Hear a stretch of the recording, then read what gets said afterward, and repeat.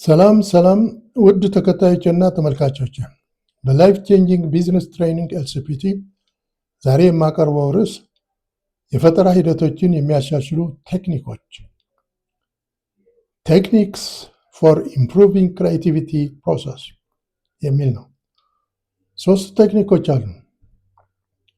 እነሱም ብሬይንስቶርሚንግ፣ ማይንድ ማፒንግ ኤንድ ራፒድ ፕሮቶታይፒንግ ናቸው።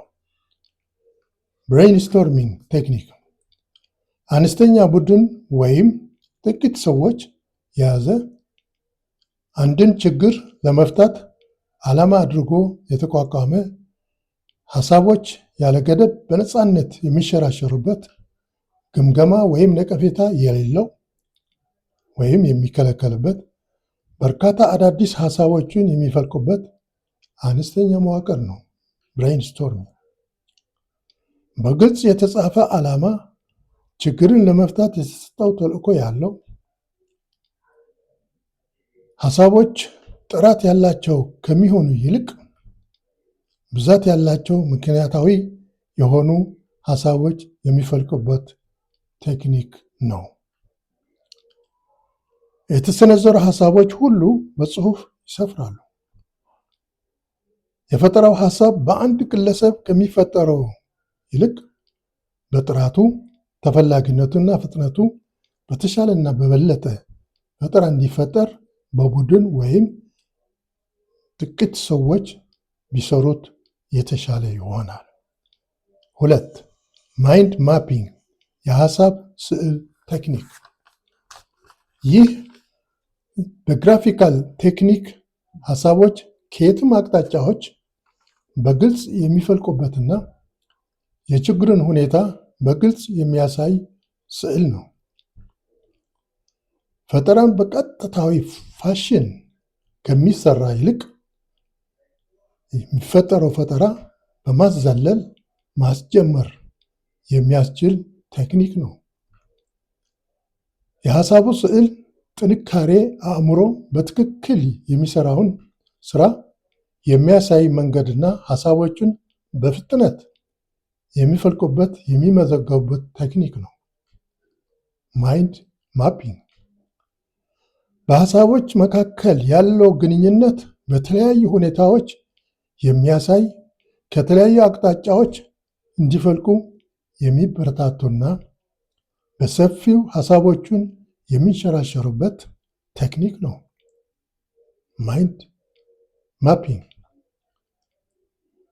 የቴክኒኩ አሰራር፣ አንደኛ ችግሩን ከማዕከል በማገናኘት ወይም በማዕከል ችግሩን በማስቀመጥ በመስመሮች የሚገናኝ ነው።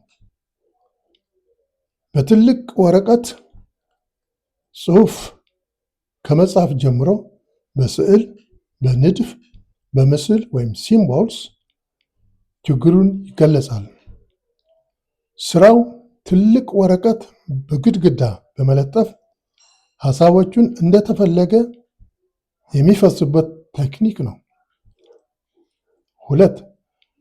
ፈጠራ የሚፈጥረው ሰው ወይም ቡድን ወደ አእምሮው የሚመጡለት ሐሳብ ሁሉ ይጻፋል። እያንዳንዱ ሐሳብ ወደ ተጀመረበት ማዕከል በቃላት፣ በሲምቦል፣ በምህጻረ ቃል ወይም በመስመር ይገናኛል። ሐሳቦች እንደ ማዕበል በሚፈሱበት ጊዜ ሳይገደቡ መጻፍ አለባቸው። በኋላ የሚመጡ ሐሳቦችም ከመጀመሪያው ሐሳብ የተገነቡ አዲስ ሐሳብ በወረቀት ከሰፈረው ጋር ማገናኘት፣ የማይገናኝ ሐሳብ ከሆነ ግን ወደ ዋናው ችግር ማዕከሉ ጋር ይገናኛል። ችግሩ አጠቃላይ የሐሳቦቹ ሂደቶች ማደራጀት ነው።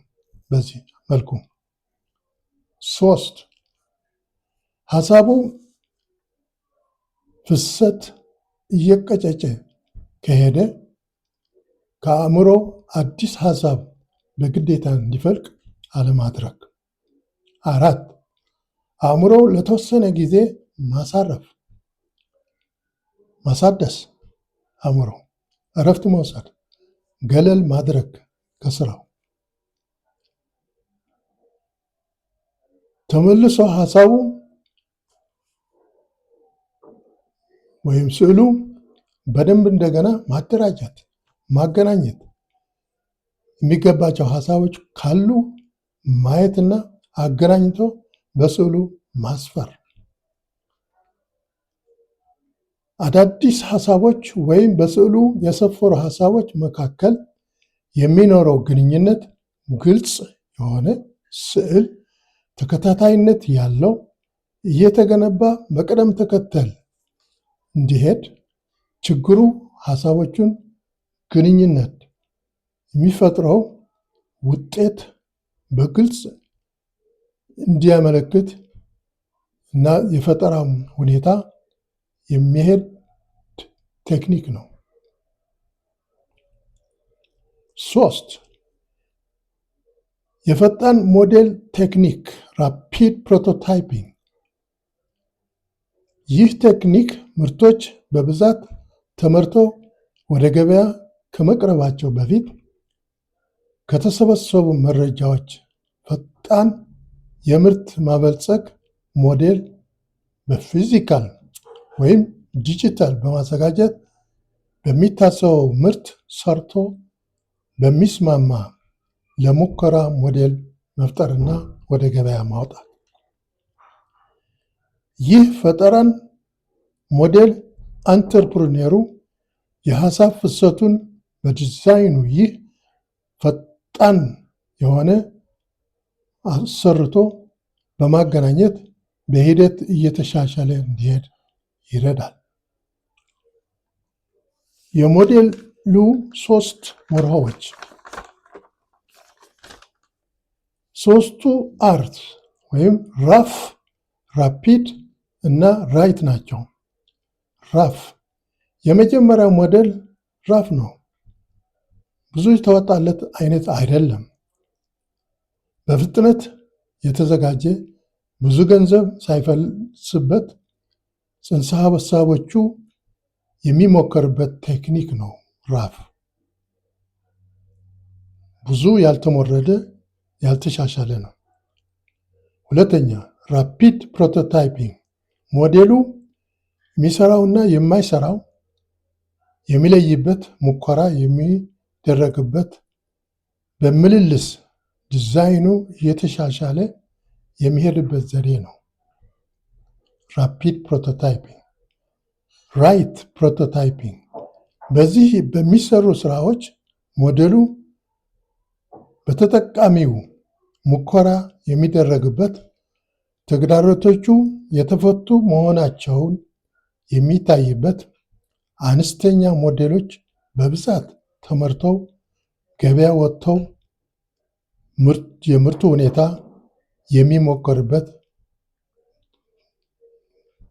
ቴክኒክ ነው። ይሄ በዚህ ደረጃ ቢሆንም ሞዴሉ ፐርፌክት የተዋጣለት እንከን የሌለው ማለት አይደለም። ሌላው ከደንበኞች ጋር አገናኝቶ አስተያየት እንዲሰጡበት ተደርጎ ከዛ በኋላ ሙከራውን ካለቀ በኋላ ተሻሽሎ እንደገና ወደ ገበያው የሚወጣበት ሁኔታ ነው ያለው። በዚህ ቴክኒክ የፈጠራ ሂደቶቹን በማሻሻል ምርቱ ፈጥኖ ወደ ገበያ የሚወጣበት ሊድ ታይሙ የሚያጥርበት ከባህላዊ የማኑፋክቸሪንግ ኢንጀክሽን ዘዴ በእጅጉ የተሻለ የበለጠ ጠቀሜታ ያለው ቴክኒክ ነው። ሳብስክራይብ፣ ላይክ፣ ሼር፣ ኮሜንት አድርጉ። አመሰግናለሁ።